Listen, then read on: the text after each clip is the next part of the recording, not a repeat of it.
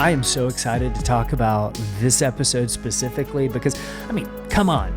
The third episode of Andor is so action-packed. It closes off the beginning arc of the show, but I also think it would be remiss to say, like, Pedro Pascal is going to be in yet another thing. And, you know, we started off as the Mandalorian Watch, covering every episode of the Mandalorian before we expanded into Children of the Watch, now covering all Star Wars TV shows. And so whatever Pedro does, I feel like we are obligated to talk about. And on the day of this recording, the new Fantastic Four trailer came out. And I just want to ask you, Mac, have you seen it? And if you have, what are your thoughts on it? Yeah, I watched it in anticipation of recording, so I wanted to talk about it with you. I absolutely love it. I love the retrofuturism on display. I didn't realize that they were going to lean so hard into like the 50s and 60s idea of what the future was going to be like in everything that the Fantastic Four have, all the designs pertaining to them. That's right up my alley. I love that kind of stuff. Retrofuturism in any shape or form is interesting to me, just because I think it's really a fun way to learn about people at a particular point in time, is like what they hoped for in the future, what they were looking out of, like what they were looking to get out of the future. So I don't know. I think I'm interested to see if it's just a design aesthetic or if they play into any of like the social issues of the time with the Fantastic Four or anything like that, if they take it any deeper than just the designs. But just from looking at the trailer and everything, it looks really cool. Yeah, what I do know about the movie is that it takes place in a parallel Earth, and it's not the main MCU, and so I'm going to assume by the end of the movie, because whatever Galacticus does, you know, maybe he eats their universe or whatever. Jump. Yeah, they end up in the main Marvel universe or what have you. I assume that's what's going to happen, but there was a rumor today that like it's very possible that the new X-Men will take place in the same universe as this Fantastic Four. And I think that would be super cool to have the X-Men like in the 60s again, but in that same world. Yeah. Because, you know, it just kind of makes sense of like the X-Men in the 60s just makes sense. Like X-Men First Class is my favorite X-Men movie. So more of that would be great to me. Yeah, for sure. I think as far as like the Fantastic Four themselves and what the actual property is, I think everything that they're showcasing in the teaser indicates to me that they've got a good handle on what people like about the Fantastic Four and what's so special, which really comes down to the family dynamic, right? Mm-hmm. That Fantastic Four is always kind of a family story in one way or another, and it looks like they're intending to lean into that as well. So I think they're off to a good start with what I'm seeing. Yeah, it looks really, really good. And what I love is the beginning of July, we get the new Superman movie. And then at the end of July, we get the new Fantastic Four movie. And it honestly feels like it's a return to the silver age of comic books. And like we're exploring that side of comic book movies now. And I think that's kind of cool of like, let's do something a little fresh in terms of the movie universe by going backwards. And I think that's pretty smart. So I'm definitely excited about it, but I'm also excited about talking about Andor episode 3, Reckoning. Cassian Andor. Cassian Andor. Yeah, you are listening to Children of the Watch. I'm Mac Lacey. And I'm Alex Maxwell, and today we are breaking down the third episode of Andor for our Rix Road to Season 2 of Andor, coming out April 22nd. If you're new to our podcast, we break down every single episode of Star Wars television, scene by scene, to analyze the story, find comfort Easter eggs, and explain how it all connects to the larger Star Wars universe. And that's what we're going to be doing on this episode, and I can't wait to break it all down. But if you want to join in the conversation with us about Andor and what you're looking forward to, or maybe that new Rise of the Empire book coming out chronicling Mon Mothma, Bella Organa, and Saw Gerrera, which I think we're going to be doing some Patreon stuff because it's going to tie into Andor quite a bit. Join us over on our social medias at COT Watch on Blue Sky, TikTok, and Instagram. We would love to chat with you over there. And then also on our Patreon, patreon.com/The Mandalorian Watch. For just $2 a month, you can get access to all of our bonus episodes, especially in season. But we have a lot of backlog bonus episodes you can enjoy. And our Discord, where a lot of that conversation is going on literally right now as I am speaking. So if you want to join in, you can get access through our Patreon. But Mac, let's talk about episode 3 of Cassian Andor, and it's Reckoning. For sure. This is closing out the first arc of season 1. It's both setting up the rest of the show and concluding this first little small story, so it has kind of a unique job to do. I think this episode is really where you begin to see what the rest of the show is going to be.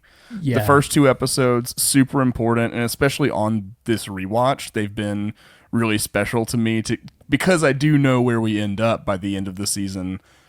Watching the foundations being laid has been a really unique experience this go around. But just like on the initial watch, I think my blood started pumping on this episode. You know, like the action picks up.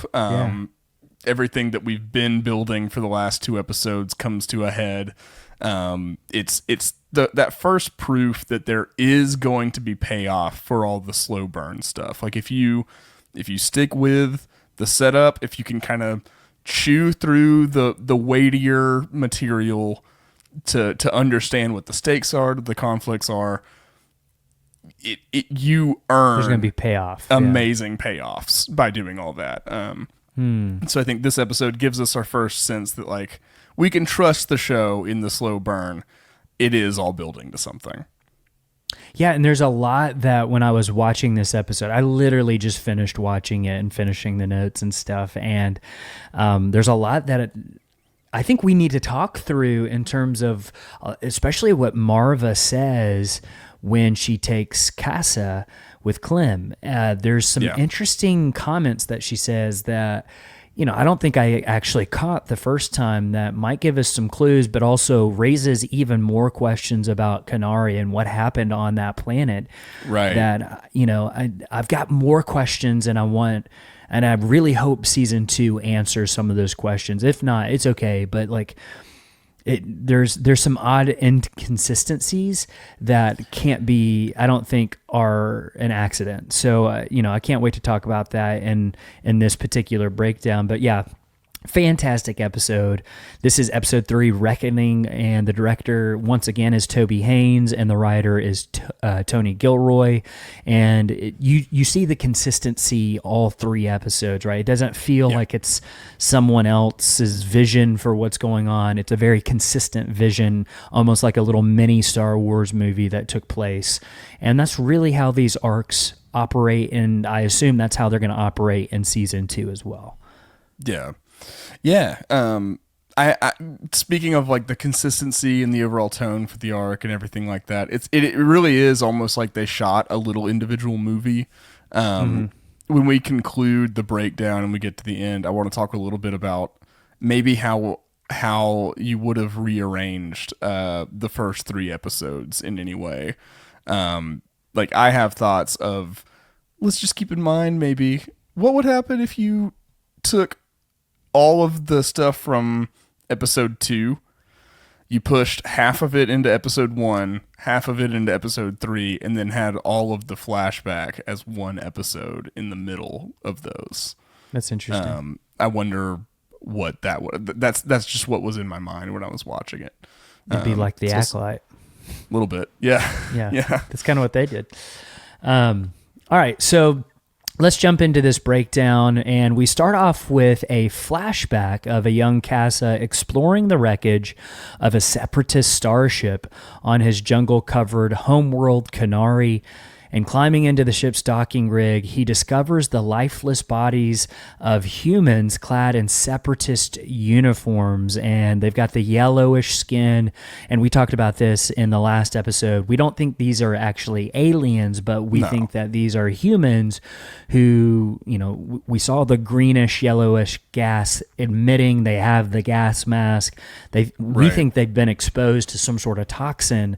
And my question that keeps going through my head and making me a little more confused is the fact that, Kenari was part of this mining accident. And if this product that they're dealing with is native to the planet, or, you know what I mean? Right. Like, I don't know what the connection between the mining accident and this actually is, if there is any. Right. Yeah. The show definitely leaves us to just kind of connect dots on our own. There may not even be connections in the way that we're looking for them, the galaxy kind of is chaos. Things just happen. There's a lot of people flying a lot of ships to a lot of different places for different reasons, it seems like they're all connected for sure, but I think we need to be okay if we don't get answers to all these things. Yeah, I agree. Venturing deeper into the vessel, Casa reaches the engine room where his curiosity leads him to interact with the ship's controls. And as he examines the unfamiliar technology, he catches a glimpse of his own reflection in one of the polished panels. And you get the sense, Mac, that this might have been like the first time that he's really seen a clear picture of himself in a long time. Right. Yeah. I think probably reflected in water would be the close. Like if there was still water around, that'd be the only other opportunity he'd have to see his own reflection. I love the cutting they do so to my point earlier, I think one thing you miss with consolidating all the flashback stuff would be they make a lot of really cool cuts that juxtapose the present day and the past that inform you what Cassian's thinking about and stuff. And I think this cut kind of shows that Cassian's at a crossroads. He's thinking about things of his identity and what he wants out of life. He's kind of having to look at himself in the mirror for the first time in a long time.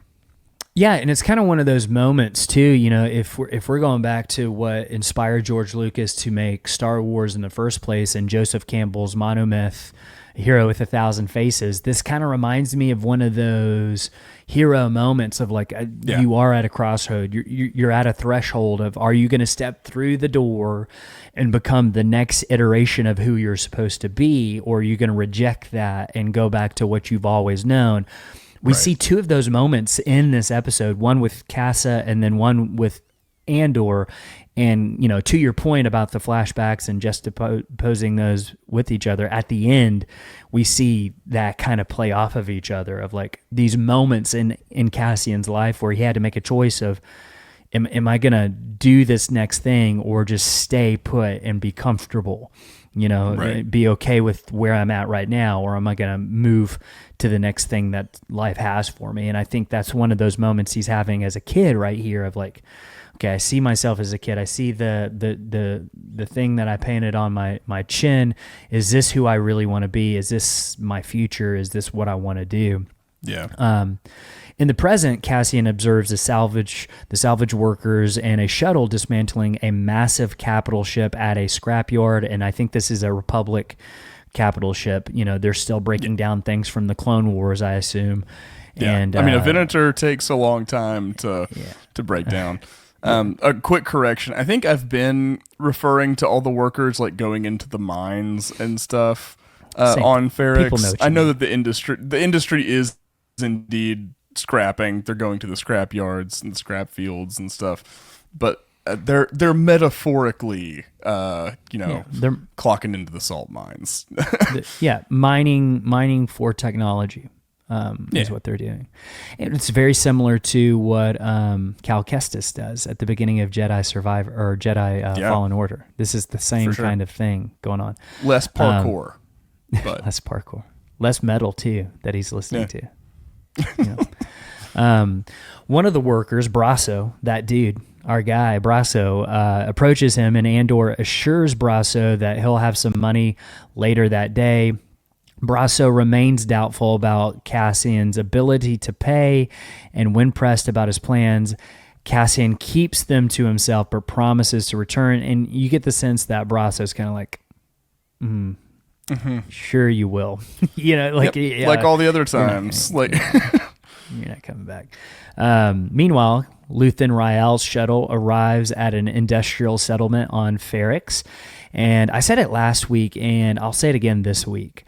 Luthen has the best theme of the show, hands down.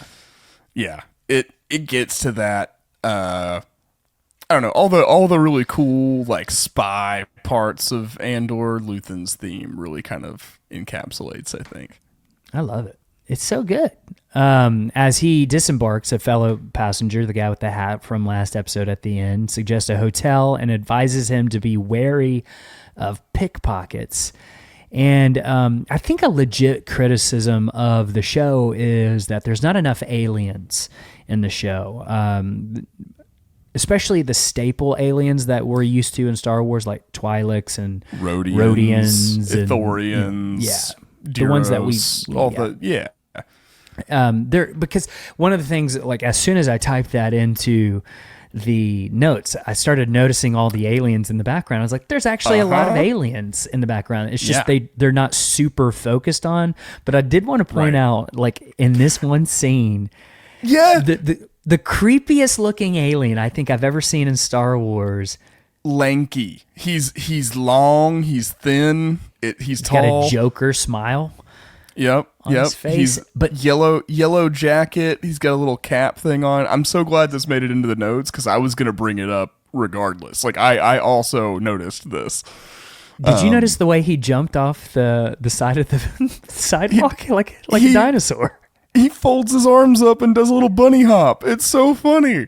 What's going on with this guy? Like, I don't know what happened in the foreground in this scene because I was solely focused on long, lanky, bunny hopping alien. Oh, man. And he's just so happy to do it. So happy to do it. He cannot wipe that smile off of his face no matter how much he tries. So, like, all that to say, like, I think it's a legit criticism, but then as soon as I was thinking about it, there's actually a lot of aliens in this particular episode. It's just how I make up for it in my mind. Like in canon, this is a more just human populated world. That's just what it is. Duros and Rhodians and Twi'leks are like, I want to move to Ferrix. That looks so cold and awful. No way. Right. So they don't. Ferrix is not an immigration center of the galaxy. It's not like Coruscant where people from all over, from outer rim, inner rim, doesn't matter. They're all coming for one reason or another because there's such significance to that locale.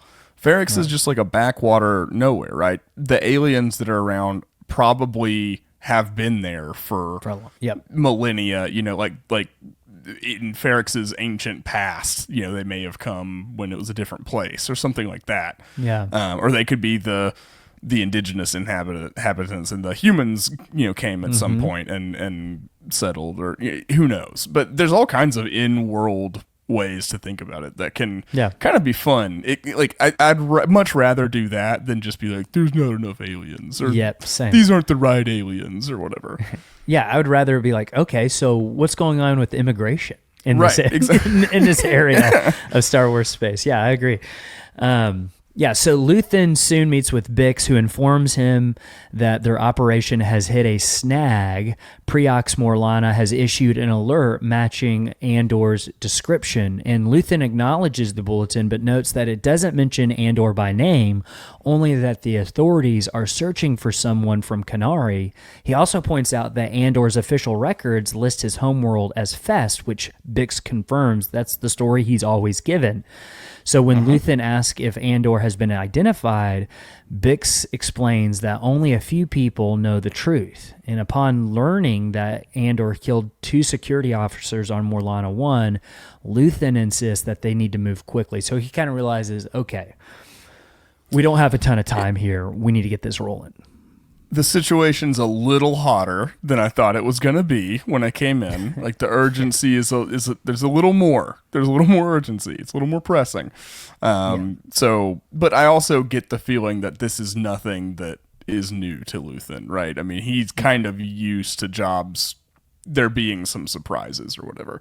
Because especially like in the way he's trying to instruct Cassian later in the episode, it's clear he never plans for things to go according to plan. Right. Yeah, and that's, I think, in that line of work, you've got to be able to roll with the punches, right? Like nothing is ever going to go exactly the way that you want it to. So you've got to have a little bit of, not a little bit, but a lot of flexibility in terms of how you operate and just be able to think on your feet. And I think that's one of the things that he will identify in Cassian later in the episode of like, okay, he can actually operate and do the things that I need an agent of the rebellion to do, right? And so that's one of the things he's actually looking for is kind of the thing that he has too. But he's, I think he's pretty well known, and that's why he's got to do the alias and pretend to be somebody else, right? Basically, so. The pair head towards East Lot Building 9, where Cassian Andor is believed to be hiding, and Luthen questions whether Bix trusts Andor, to which she confidently replies that he'll show up. Out in space, a starship belonging to the Preox Morlana Corporate Tactical Forces drops out of hyperspace, and it deploys 3 mobile tac pods, kind of reminding me a little bit of the Clone Wars and the gunships. It's like a little version of that. It's like the Big Lots version of it, Yeah, it's the toy version. They're pretending to be military that they've seen on their TVs on the HoloNet like back in the day. They watch these stories. Yeah, exactly. Yeah, so it deploys 3 mobile TAC pods carrying law enforcement units led by Deputy Inspector Cyril Karn and Sergeant Linus Mosk.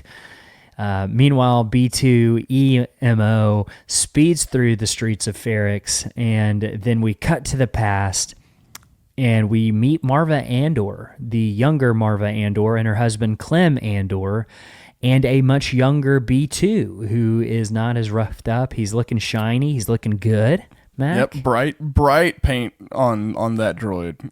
This is his spring chicken days. Yeah, he's looking good. Yeah, so they embark on a mission to salvage the equipment and technology from a crashed separatist starship on Kenari, and due to the ship's radioactive conditions, they only have 20 minutes to complete their task. Marva believes that there are 6 brand new fuel nodules on board, while Clem is hesitant, suggesting they should leave. So maybe that's the incident that happened, but again, that doesn't really explain. I'm going to get to something that Marva says, not in this particular flashback, but the next one, that like puts a wrench in everything that we're thinking. Right. And again, it could be a mistake, but I don't think that it is. Yes, I think there's just more to the story than we have at the moment. Yeah. So, however, Marva insists on investigating a strange banging sound coming from within the wreckage. And so, following the noise, they discover a young Kenari boy, which is Casa, vandalizing equipment and smashing screens in the engine room. Clem admires the boy's defiant spirit, but warns that he won't want to be around when a cleanup crew eventually arrives. Cassian, unable to understand their language, defensively waves his staff at the strangers, and B2 then alerts them that a Republic frigate is fast approaching. So again, just kind of a reminder to give everyone context for what's happening. This is during the Clone Wars, right? Yeah. Because, it's... Why else would there a Republic ship be chasing a Separatist ship? Like, it's clearly not... It's not a holdout of the Separatists or a remnant or anything. It seems like the conflict is active currently, which makes sense because Cassian does have to get involved with the Clone Wars so he could have been in this fight since he was 6 years old. Thank you for that. I get the sense that Clem and Marva are more separatist than... I think they're probably neutral between the two parties, but I think they would lean more towards separatist sympathies than Republic sympathies, the way they're talking about the Republic coming. Yeah, I mean, it's the way that like certain crime syndicates preferred the Empire over the Republic, not because they believed in what the Empire was doing, but because like they could do what they were already doing with more impunity. You know, like the Imperials were allowing what was going on in a bigger way. I would imagine if you're like an illegal salvage operation, kind of already leading a somewhat like rebellious lifestyle or whatever, you're probably not going to side with the status quo. You're probably going to side with the like underdog trying to upset the status quo. I don't know. The devil you know. It's the devil you know. That's kind of what's going on here. So back in the present, Deputy Inspector Cyril Karn. I'm sure he loves being called that. Oh, hello, Deputy Inspector Cyril Karn. He signs his checks, like if he writes a check to somebody, full title, like Deputy Inspector Cyril Karn, puts his unit number, like the whole 9 yards. 100%. Yeah, so Cyril and Linus Mosk lead their corporate tactical forces as their TAC pods descend near the Ferric scrapyard. West Team links up with North Team, and the local workers quickly realize the corporate soldiers are hunting for someone, and specifically Brasso notices because he's that dude. Brasso's that dude. Yeah, he immediately knows. He's like, all right, my buddy is in trouble. There's some... I'm going to have to go be a friend, I guess. Even if that just means like keeping quiet, keeping out of the way. So in the past, while Clem stresses that they only have 9 minutes before a Republic ship lands, Marva tries to communicate with the frightened boy. Realizing the danger he's in, she decides to take him with them, and despite Clem's argument that the boy's people are still on the planet, Marva points out that his tribe has already killed not a separatist officer, but a Republic officer, which will likely trigger a brutal retaliation. So wait a second. That's where the confusion is coming in for me. This is a separatist ship. They are wearing separatist uniforms, but Marva says the person that they killed outside was actually a Republic officer. So what's going on here? There's a couple possibilities. One would be that this is like some kind of undercover Republic mission. Like this is maybe a Republic spy mission, keeping with the spy theme of the show, and that's why they're wearing... Can I pause and say, I think that's what it is, because we're the droids. Yeah, right. Like in the Clone Wars, we see droids all the time doing separatist things. Yeah. Yeah, that... Yeah. So is this Republic intelligence? Like, you know what I mean? Yeah, like they were like investigating something that happened with the big mining thing, or something much darker. They were doing causing the mining thing, false flag attacks, posing as separatists, but they're actually Republic. That's very... I mean, like as recently as 2014, that's been an actual problem in the world. Like, reportable, not even like conspiracy theory, just like that has happened. That happens, yeah. So like, I mean, that's possible. I don't know. What was another read on it? That was your first one. You said there could be other possibilities. Is it possible that Marva is just confused, or maybe the third possibility might be that the writers forgot what ship this is? The writers forgetting, I think, is I think the script could have been written and it was going to be a Republic ship, and then for some reason they were like, oh, it doesn't actually really matter. Let's make them a separatist ship or something, and then the line didn't change. You know, something like that could have happened. I think that's probably maybe the most likely answer. But Star Wars does try to work with that kind of stuff too. They'll often, sometimes needlessly, try to retcon something to make sense. Like I think of Han Solo's referencing of like making the Kessel Run into a parsecs, and parsecs being a measurement of distance. Solo kind or of even went out his of its last way. name. Right. Right. Well, what, we didn't need an origin of his last name. Yeah, So I can't wait in 15 years to get the comic that talks about this being a Republic intelligence mission and explaining the mix-up. But I don't know. I think that's what they should go with. I think it goes back to the conversation we had last week in terms of an empire doesn't become an empire overnight. It's them changing the name was like the last step. You know what I mean? Like, stuff was already happening, right? Way well before that. So, right. I mean, you could argue as soon as the Chancellor gets emergency powers, that's it's the Empire now. So, yep.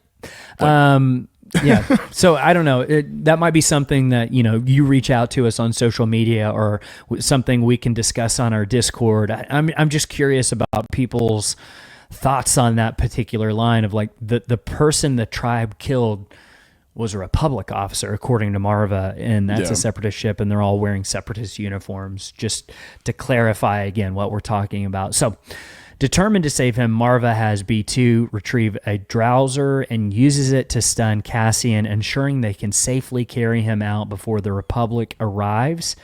So that's what they're concerned about, that he's going to get in trouble for killing what they're saying is the Republic officer. So in the present, the squad spreads out, entering Ferrix from multiple directions to tighten their search. One team storms into Marva's home, presenting a warrant for Cassian Andor. They restrained the elderly woman and began ransacking the place. Meanwhile, Bix returns to Tim Carlo's office, Tim with two M's. We hate him, questioning him about the clutter. Tim. We hate him. biggest Tim haters over here. Proudly. Yeah. I'm not afraid to say it. You've heard of a fan club? We have a Tim hate club. So she questions him about the clutter piled up in the alley, because this is something they talked about. Like, he wanted to like move all that and stuff. And Tim dismissively claims he forgot about it and hastily gets to work. Oops, I got caught. It's kind of like whenever like you're asked to like, hey, will you do this one thing, and you don't do it, and then you hear the garage door open and you're like, dang it. And it comes to your mind and you just immediately are trying to do it as fast as you humanly can. It's that moment. Mm-hmm. Yep. Tim is relatable in that way. That's why we hate him. Yeah. I mean, like that, and then he likes Bix. I think that's the other way he's relatable. Other than that, got no common ground with me and Tim. Tim, we hate you. Inside Marva's home, Cyril attempts to intimidate her, suggesting she can end the search if she reveals Andor's whereabouts. Sergeant Mosk. I do want to point out, like, Cyril is immediately incredibly, like, violent, angry towards Marva.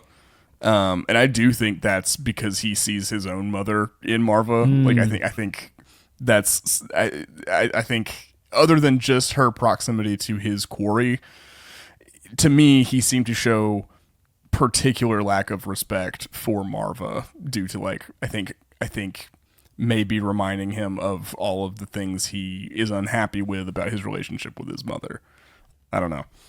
Could be reading into that, but no, I think that's really, really good insight, because I think, we'll find this out later in the series and in season 1. A lot of what's driving Cyril is his disdain for his mother. And there's a lot of Freudian things, I think, going on there that we could explore and talk about when we get to those particular scenes, because that's something now that, again, like, we have the entire show, that we've watched it, we have it in context. Those are pieces we can start putting together now that we're rewatching it. It's one of the reasons I'm super excited that when we do our Mandalorian rewatch leading into the Mandalorian movie after Andor's finished, we can do those same sort of things with the Mandalorian.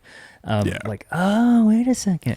Yeah, so that's really good insight. I like that. Yeah, so the reason he's treating Marva that way is because maybe he sees his own mom in her a little bit, and he has this weird thing with women. Kind of, I mean, honestly, it's probably why he's attracted to Deidre later too, right? He sees a little bit of his own mom. Yeah. If we're getting Freud on this, it's kind of what he's into. So yeah, Sergeant Mosk soon arrives with B2 in tow. To force the droid's cooperation, Cyril coldly orders his men to disconnect B2's power supply. She's basically threatening his life of like, we'll kill you if you don't tell us where. And it's like, geez, dude, you're going to kill the dog. Don't threaten the dog, exactly. Especially the like 14-year-old arthritic dog with cataracts. Like, let's not do that. Yeah, come on. Marva protests, but Cyril silences her by instructing one of his soldiers to restrain her. And at that moment, of course, Andor contacts B2 via comlink. Sensing something is off, he speaks in code, apologizing and telling them to make sure that Marva keeps the heat on. And realizing that they've intercepted a critical lead, one of the soldiers attempts to trace Cassian's signal. So that's Mosk. He kind of gets this thing out that can kind of like point to where the signal is coming from, kind of like pirate radio type thing going on here. They trace the call. Yeah. We saw this in the Bourne movies a lot, which Tony Gilroy helped make. So yeah, common device for his writing style, I think. Yeah, and we just want to go ahead and right now just shout out our NSA agents and say we love you guys. Thanks for joining the show. No, just kidding. I hope you've enjoyed all of our. You guys should be honored. Like we have patrons who would love to be able to sit in on the recording sessions. So, NSA agents understand that you should be paying us money. Is what I'm saying. I think the NSA should pay us money for our information. Hot take, but I don't think that's actually that controversial. Well, no. They get the extra bonus content that we don't even record, like just the conversations we have before we hit record sometimes. Yeah, they get the pre-roll, the post-roll. It's all of it. They know everything. We love you guys. Not really, but okay. No, we hate you. Our Tim hate club is also devoted to our NSA agents. Where are we? Okay, so the signal is happening. They're tracing the signal. We're in two different states, Alex. They know that. Meanwhile, tensions rise as a crowd begins to gather outside Marva's home. Growing uneasy, Cyril calls East Team for backup and assigns part of his squad to guard Marva and B2 while the search continues. And that's one of the things, again, just kind of a re-emphasis on the community aspect of Ferris, of like how they're really sticking up for Marva. Like, you can't just treat her this way. And they're like kind of like pacing outside, and it's like you're getting this sense of like, don't hurt her. We're watching you guys. Yeah, we're taking notes. Like, there's a line, don't cross it. So I love that. I this is another reason why I think Ferrix would not be a terrible place to live, honestly. No. It's moody, if it's gray, it's there's a lot of bricks and mud. If you're into that, seems like a great place. Mac, what are your hobbies? I really like bricks and mud. and gray skies where I never see the sun.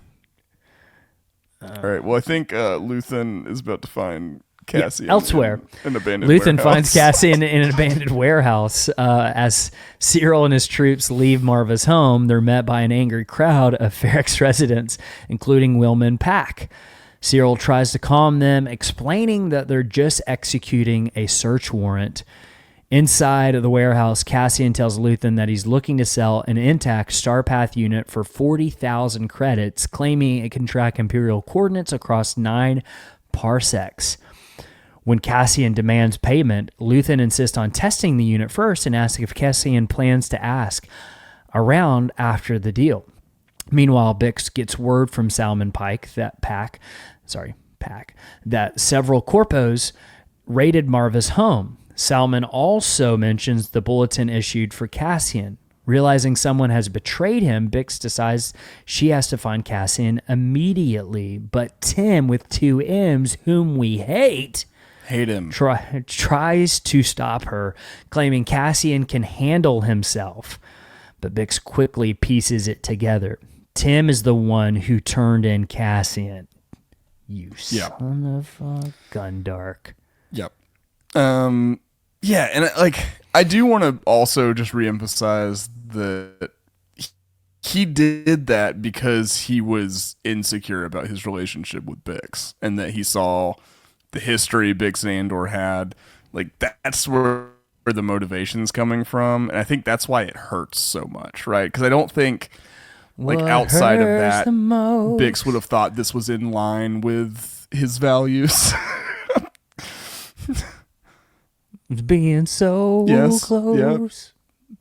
Yeah. Okay. I don't think anyone ever told Tim with 2 M's, like, if you love something, you let it go. You know, nobody told him that. He's never been inside a grandmother's home in the. Well, that's not even like a grandmother thing. I'm just thinking of like wall decor that would say, "If you love it, let it go," or whatever. It's such a. Live and laugh and love and. That's wall decor in my grandmother's house. It's fall, y'all. Tim didn't have any of that either. He has not had live and laugh and love, and if he did, he would know that if you truly love something, you let it go, and it will return to you if it loves you back. And well, there you go. Here we go. Well, he didn't learn that lesson, and now, you know, that's why the Death Star gets made. So because of Tim, he didn't have anyone to tell him that. So. Where am I in the notes? I'm so lost right now. Hang on. Let me. I found it. Okay. Tim is the one. Tim is the one who turned Cassian in, since he's one of the few people who knew Cassian is from Canary. Salmon looks at Tim in disbelief, like we all do, asking what he's done. That's his name. I know, but it's like Salmon looks at Tim in disbelief. Like an Alaskan salmon. Okay, so in the South, nobody says salmon the way that they should. They all say salmon. Salmon. That's why I laughed. Because I was already in Grandma Waldecode. I can't even finish the sentence. We got to keep it moving. The Gaithers are on in the background somewhere.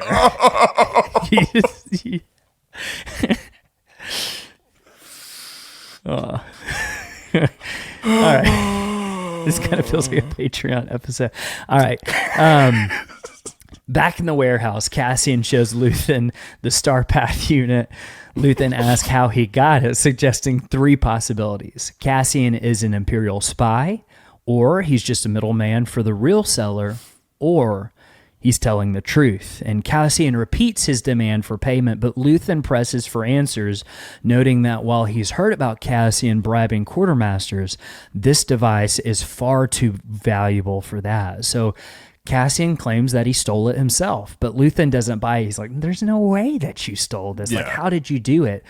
Security at the Imperial Naval Base on Steerguard is just too tight. Cassian stays evasive until Luthen offers an extra 1,000 credits if he tells the truth.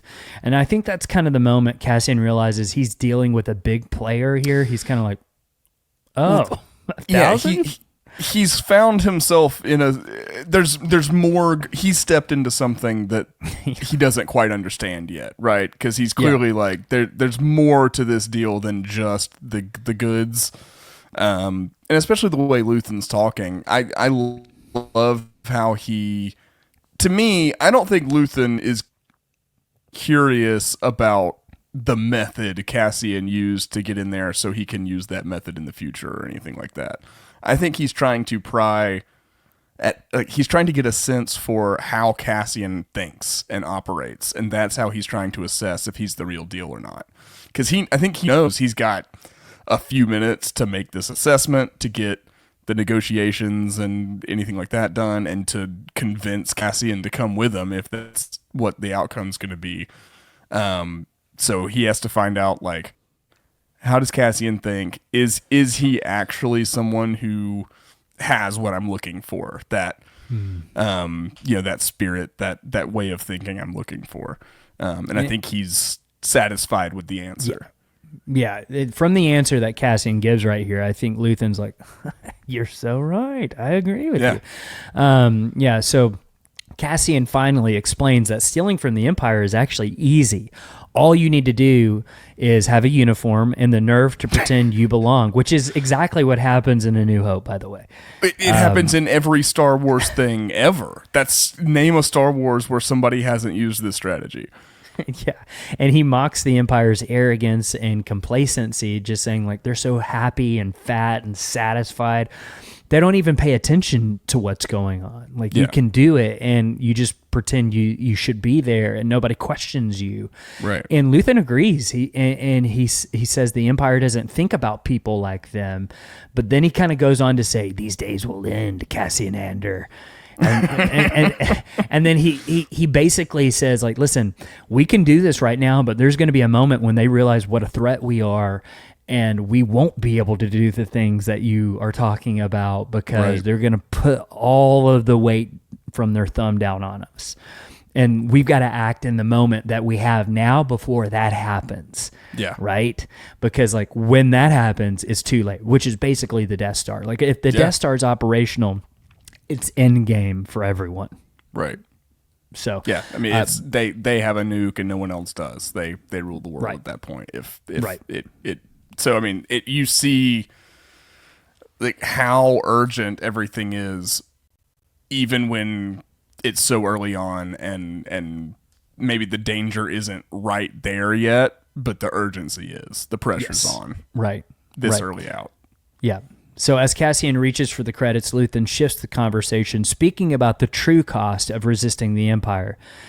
And he ends up bringing up Clem, Cassian's adoptive father, who was hanged by the Empire. This rattles Cassian, and he pulls his blaster, demanding to know who or how Luthen knows so much about him. And Luthen stays calm, warning that the Corpos are closing in to arrest Cassian for killing the two officers. But Luthen isn't here to capture him.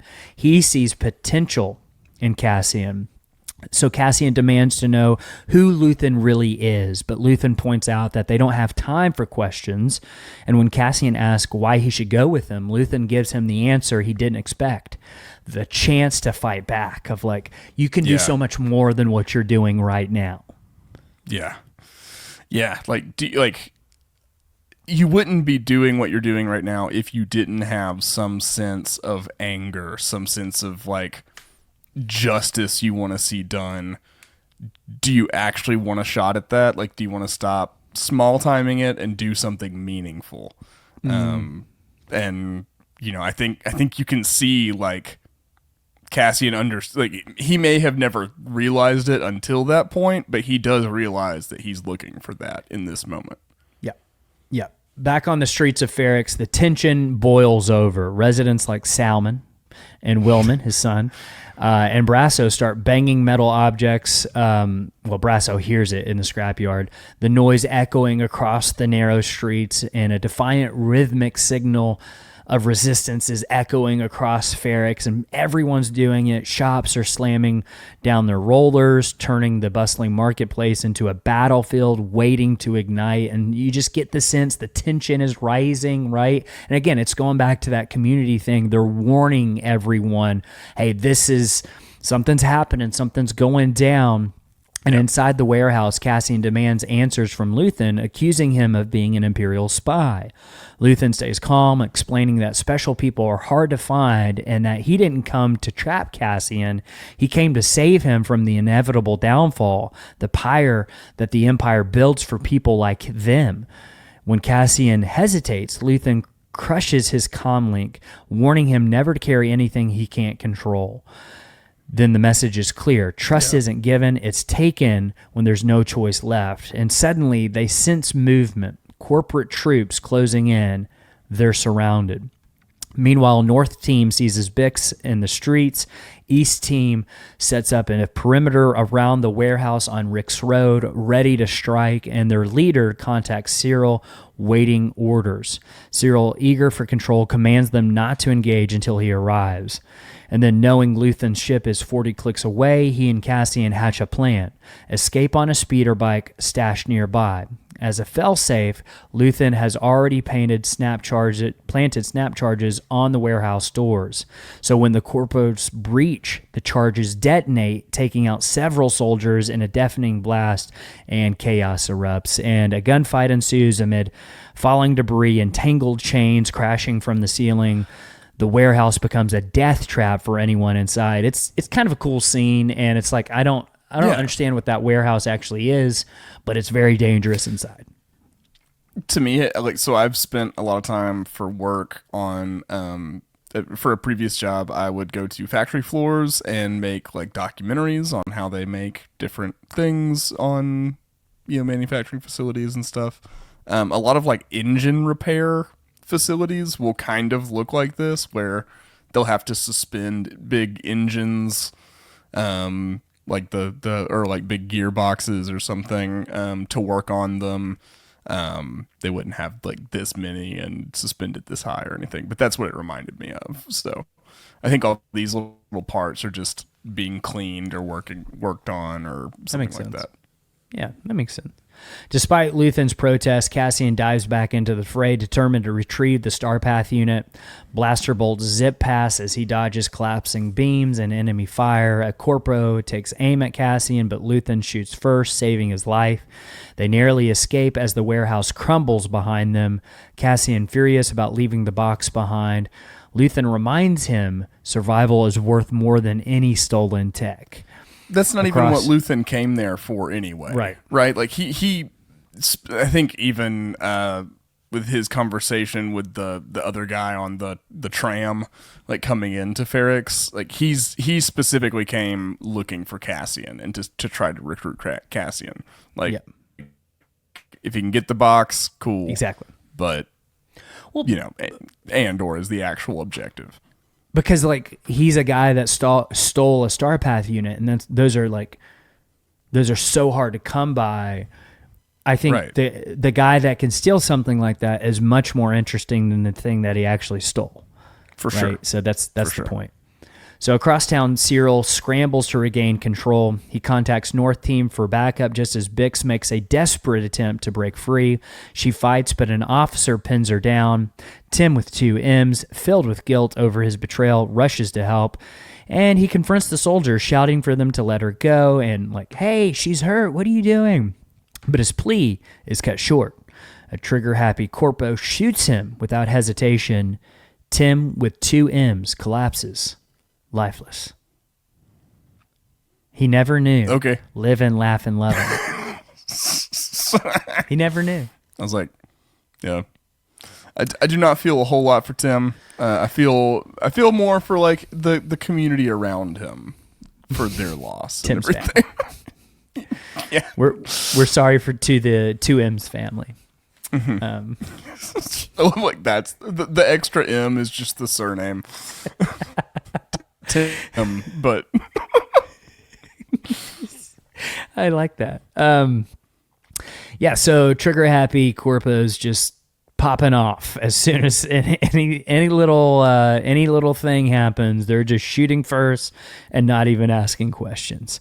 The North Team leader glares at the soldier responsible, ordering him back to the pod to call for air support. But the mistake is clear. Tim was unarmed, just as a man trying to fix what he broke. Bix crumbles beside him, her grief raw and uncontainable. She kind of feels bad. I don't know if she feels totally bad that he's gone, but like she's definitely sad that he died. Like this should not have happened. This escalated way too fast. Yeah, I mean she is feeling loss for Tim at the same time that she's like grieving his betrayal, and having to do both of those things at the same time is tough. So the banging across Ferrix grows louder, angrier, as the people's defiance turns into a small roar.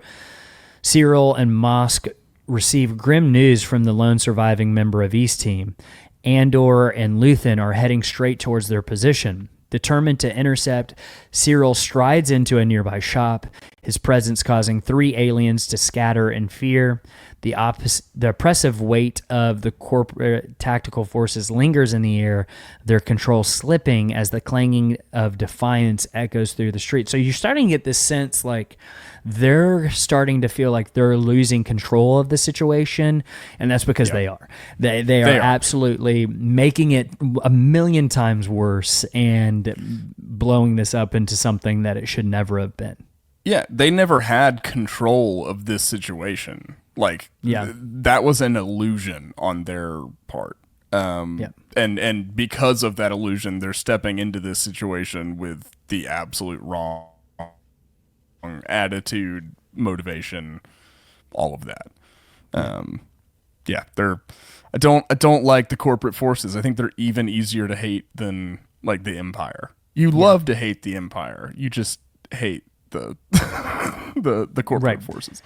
Yeah, exactly. So back at Marva's home, the relentless banging rattles the nerves of the 2 Corpro soldiers guarding her.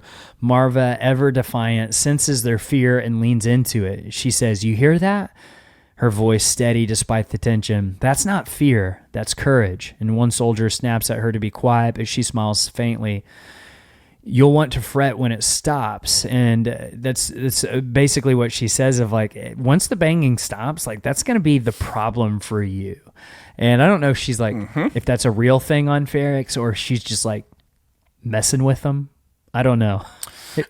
I think it's definitely an intimidation tactic, but I also think it's a very poignant kind of meta line. Because right now, everyone's communicating to each other and making each other aware that there's a problem, right? When the clanging stops, that means everybody's stopped clanging and is now addressing the problem. And I think that that's something that, like, we could also, take heed of, is that, like, communication, making people aware, getting everybody together, rallying, all so important. But, like, when people decide to do something about things, that's when oppressors have reason to fear, you know? That's good. Oh, we're not living, laughing, loving anymore. We're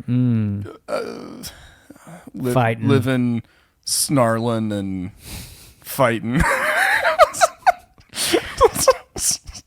Fighting, biting, and scrapping. I don't know. Meanwhile, fighting, biting, and scrapping, I think, is the new thing I'm going to put on all of my walls. The daughters of Ferrix. That's what they say. Fighting, biting, and scrapping. Meanwhile, fighting, biting, and scrapping. Cassian and Luthen cross paths with fleeing aliens from the shop. Their panic confirming that Cyril is nearby. Moving swiftly, Cassian ambushes Cyril, forcing him to his knees at blaster point. He snatches Cyril's comlink, crushing it underfoot without hesitation. And he starts asking how many men Cyril has. His voice kind of fear. Cassian doesn't. This is kind of the part where it's like he's learning a little bit from Luthen, and what I love in the background, he's like, "Kill him, just shoot him, just shoot him, please." Yeah. And like, I don't know if they're playing good cop or bad cop, or Luthen's like being serious, but it works because Cyril just starts saying, "We have 14 or 12 men," and he just starts spilling everything because he's a coward. So yeah, Luthen stands close, urging him, just spouting, loving, scared. urging him to end Cyril's life clean and simple, no loose ends, but Cassian hesitates, driven by something deeper than survival. Cyril, terrified and defiant, reveals that there are 12 soldiers and 2 officers. Elsewhere, chaos unfolds. The corpo trooper responsible for Tim with 2M's death scrambles into his mobile tac pod, desperate to flee, but the ship lurches violently. It's been tethered to heavy wreckage, and you know who did it? Our dude Brasso. Yep, absolutely. Absolutely. The strain proves too much, and with a screech of metal and a burst of flames, the craft spirals out of control, crashing spectacularly into the debris. And I love Mosk notices it, and he's like, "Oh God, we're surrounded." And it's like, yeah, like no, somebody crashed. Yeah. He's like, "Oh, they're shooting us down." Like it's it's not that serious. Like, you're not in the Clone Wars, buddy. Back on the streets, Cassian and Luthen work quickly, planning charges while binding and gagging Cyril. A corpo soldier stumbles upon the scene, but the trap is already in motion. Moments later, a blue land speeder bursts from cover, drawing the enemy's attention. Corporate troops open fire, riddling the speeder with blaster bolts until it crashes into a fiery wreck.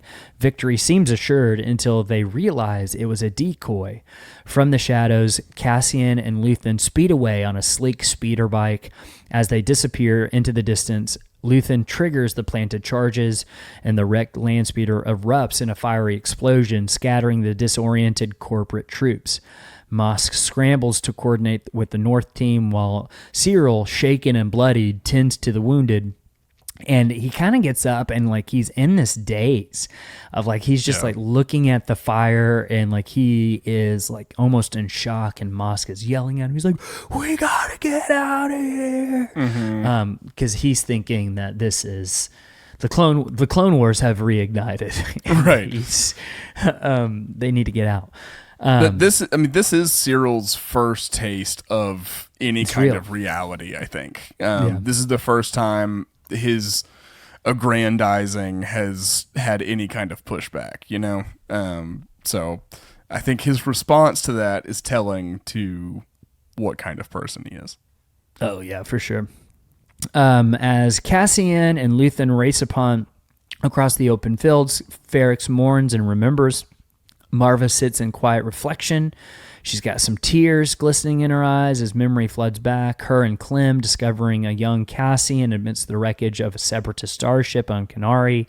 The boy lost and almost feral, meeting the gaze of a woman who would become his mother, and just kind of that sweet moment that they had of like that first bit of trust that was built between Marva and Cassa.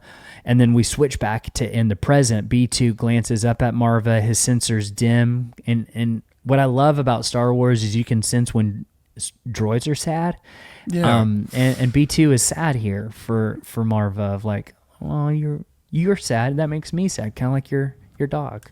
Yeah. I love that. Yeah, for sure. For sure.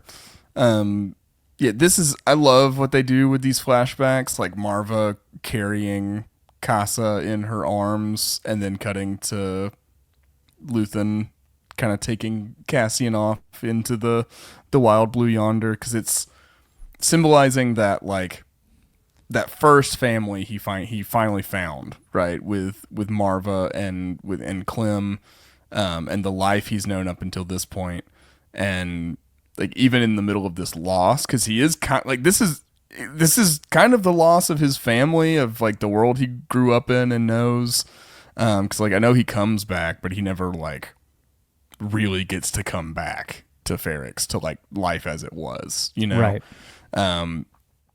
So I'm glad that they emphasize like, yeah, he's losing this life that he knew, but he's gaining like the family that he's gonna be with until he accomplishes his ultimate purpose, you know?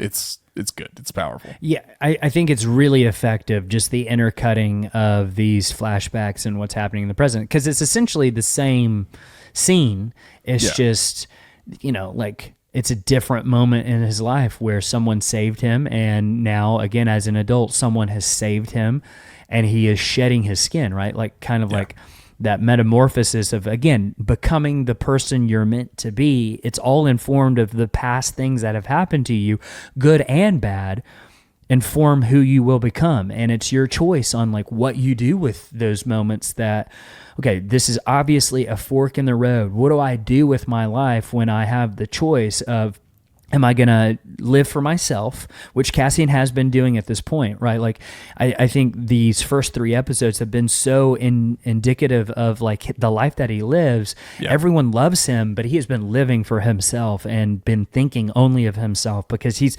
constantly having to be reminded of it. Like, hey, you're not taking care of your mom. Yeah. I had to do that. What's going on here? But nobody's like judging him for it. They're just kind of wanting the best for him.